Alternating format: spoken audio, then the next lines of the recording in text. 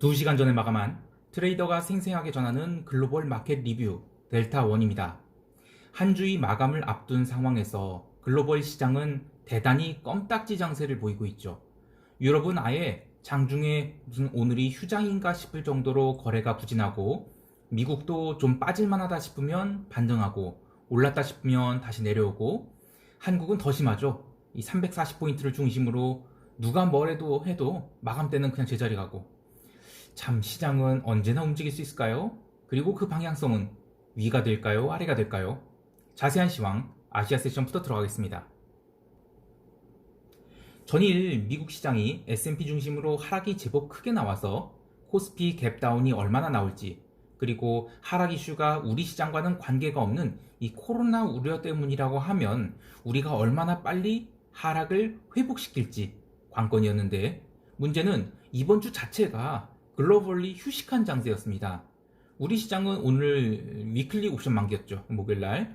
그래서 웬만해서는 급락이 나오기 힘든 그런 상황이었는데, 역시 갭다운도 얼마 되지 않았을 뿐더러 오전에는 거의 약보합까지 상승한 등 지수는 강세를 보였습니다. 게다가 이 풋옵션은 일시적으로는 등가 이하는 죄다 마이너스를 보이기도 했죠. 그러나 또 상승도 제한적이었고요, 하락도 제한적인 상황에서 오후장에 추가 하락에 실패하자 이 외국인들이 선물을 강하게 당깁니다. 그래서 2시 15분부터는 시장이 마감까지 스트레이트 반등을 해서 장중 하락을 모두 이겨내고 전일 대비 플러스로 마감하였습니다. 장중 선물 베이시스는 제법 큰 약세를 보였는데, 차익 매도가 좀 나오다가 오후장에 또 외국인 선물 매수 들어오면서 차익 매도는 다시 줄어들었는데, 이 며칠째 이어진 비차익 매도는 오늘도 2천억 가깝게 나왔습니다. 이로써 이번 주 내내 비차익 매도가 거의 1조 가깝게 나온 것, 물론 이 펀드 환매로 보입니다만 시장이 이 중요한 저항선을 만들고 있다는 것이 기록되고 있습니다. 외국인들이 마감 무렵 강하게 당기면서 풋옵션을 다이어트 시켜놨기 때문에 이제 아래로 밀려가면 이 풋옵션 감마가 쉽게 살아날 수 있는 상황이 되었습니다. 이제 숏 포지션을 바라보는 입장이라면 콜 매도보다는 풋 매수를 해도 나쁘지 않아 보이는데요. 그만큼 변동성이 하락했기 때문에 장중 상승 반정을 하려고 한다면 이 콜옵션도 빠르게 살아날 수 있습니다. 즉, 지금은 이제 옵션 매도하기에는 그 델타 리스크를 좀 주의해야 된다, 그렇게 보고 있습니다. 그러나 전체 추세를 확인한다면 여전히 시장은 폭락이 나오기 힘든 강세장이라는 것 잊지 말아야겠습니다. 이제 유럽 세션 들어갑니다. 유럽은 대단합니다. 나흘째 제자리, 뭐 딱히 시장에 대해서 이야기할 게 없을 정도로 시장은 그냥 하루 종일 제자리였습니다. 물론 증시만 인위적으로 제자리였고요, 개별 자산들은 약간씩 엇갈리는 흐름이 있었습니다. 우선 다시 그 이탈리아 독일 국채 스프레드는 축소됐죠. 그래서 미국 시장이 하락에도 불구하고 우리는 뭐 갭다운 이런 거는 안 나온다, 그런 리스크 온 분위기였고요. 반대로 통화 시장에서는 이 아시아 세션 내내 달러 반등 분위기가 지속되었고, 또 유럽 세션에서도 유로안이 약세를 보였죠.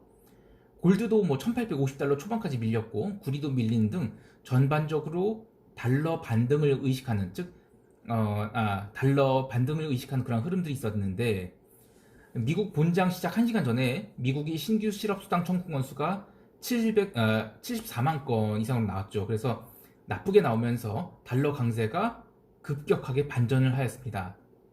게다가 미국 시장이 장 초반이 눌림을 극복하고 나스닥 중심이 상승세가 이어지자 유럽 시장은 마감 이후에 선물이 다시 고가권까지 올라왔고, 또 유로화도 바닥에서 아주 강하게 반등을 해서 직전 고점권까지 다 올라왔습니다. 이렇게 되면 이번 주 주봉은 웬만해서는 음봉 이런 거 안 나온다, 양봉 나올 분위기가 된 그런 흐름으로 마감을 했습니다. 결국 그런 달러 반등세가 꺾이고 다시 전체 자산들이 리스크 온으로 돌아갔는데, 이번 주 웬만해서 여전히 폭락 같은 건 없을 것 같습니다. 그러나 어쨌든 리스크 온이라고 해서 막 시장을 당기는 모습은 아니기 때문에 시장을 추가로 여기서 델타를 롱으로 키우는 것보다는 그냥 숏을 하지 말자, 이 정도로 마감을 해야겠습니다. 이제 미국 세션 들어갑니다. 사실 미국 세션도 별 볼 일이 없었는데요, 신규 실업수당 청구 건수의 증가는 분명 부정적인 부분이지만 시장은 지표에 반응하지 않았고요, 또 오늘 나스닥이 강하게 반등을 했었죠. 그래서 시장을 어느 정도 지지를 하는 모습이었습니다. 뭐 테슬라도 강했고 테슬라 외에도 나머지 종목들이 그래도 제법 반등을 했습니다. 이렇게 되면 또 웬만해선 또 하락 나올 분위기가 아닌데요. 다만 마지막 1시간 남겨놓고 나서 지수가 S&P 중심으로 이 당일이 상승분을 죄다 반납해서 마감을 했죠. 이렇게 되면 어쨌든 시장은 속도 조절한다는 뜻입니다. 물론 이제 심각한 조정으로 볼 수 있는 상황은 아니고요.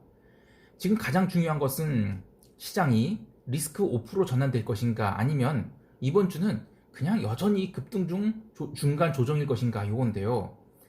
사실 상승폭만 놓고 보면 글로벌 장세에서 숨고르게 하는 것이 지금 어디서도 뭐 급등이라고 할 수는 없습니다. 왜냐하면 최근에 유럽은 V자로 빠졌기 때문에 V자로 올라온 것이고 미국장도 그동안에 워낙 상승이 강했기 때문에 지금 숨고르게 하는 것이 막 추세적으로 계속 상승 중이다 라고 말할 수는 없습니다. 그래서 저는 이번 주 말고도 다음 주도 계속 휴식이 나오지 않을까 그런 생각도 합니다. 뭐 그 외에 필라델피아 연준 제조업 지수도 발표됐는데 컨센서스보다는 잘 나왔지만 이 전월 대비로는 약세여서 마찬가지로 시장에 영향을 미치지는 못했습니다.